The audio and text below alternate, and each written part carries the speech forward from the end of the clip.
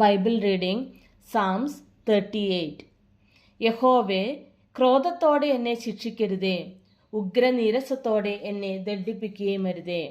നിന്റെ അസ്ത്രങ്ങൾ എന്നിൽ തറച്ചിരിക്കുന്നു, നിന്റെ കൈ എൻ്റെ മേൽ ഭാരമായിരിക്കുന്നു.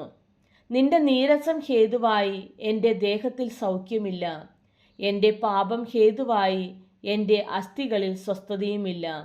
എൻ്റെ അകൃത്യങ്ങൾ എൻ്റെ തലയ്ക്കു മീതെ കവിഞ്ഞിരിക്കുന്നു, ഭാരമുള്ള ചുമട് പോലെ അവ എനിക്ക് അതിഘനമായിരിക്കുന്നു. എൻ്റെ ഭോഷത്വം ഹേതുവായി എൻ്റെ വ്രണങ്ങൾ ചീഞ്ഞു നാറുന്നു.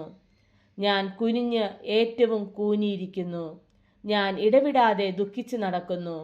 എൻ്റെ അരയിൽ വരൾച്ച നിറഞ്ഞിരിക്കുന്നു, എൻ്റെ ദേഹത്തിൽ സൗഖ്യമില്ല.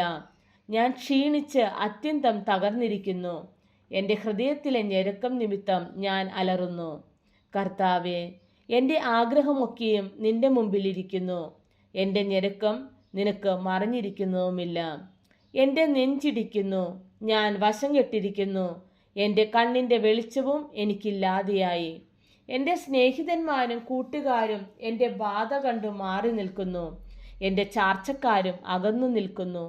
എനിക്ക് പ്രാണഹാനി വരുത്തുവാൻ നോക്കുന്നവർ കെണി വയ്ക്കുന്നു, എനിക്ക് അനർത്ഥമന്വേഷിക്കുന്നവർ വേണ്ടാതനം സംസാരിക്കുന്നു.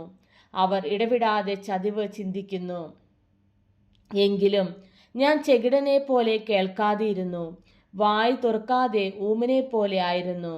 ഞാൻ കേൾക്കാത്ത മനുഷ്യനെ പോലെയും വായിൽ പ്രതിവാദമില്ലാത്തവനെ പോലെയുമായിരുന്നു. യഹോവേ, നിങ്ങൾ ഞാൻ പ്രത്യാശ വെച്ചിരിക്കുന്നു. എൻ്റെ ദൈവമായ കർത്താവെ, നീ ഉത്തരമരുളും. അവർ എന്നെ ചൊല്ലി സന്തോഷിക്കരുതേ എന്ന് ഞാൻ പറഞ്ഞു. എൻ്റെ കാൽ വഴുതുമ്പോൾ അവർ എൻ്റെ നേരെ വമ്പു പറയുമല്ലോ. ഞാൻ ഇടറി വീഴുമാറായിരിക്കുന്നു, എൻ്റെ ദുഃഖം എപ്പോഴും എൻ്റെ മുമ്പിലിരിക്കുന്നു. ഞാൻ എൻ്റെ അകൃത്യത്തെ ഏറ്റുപറയുന്നു.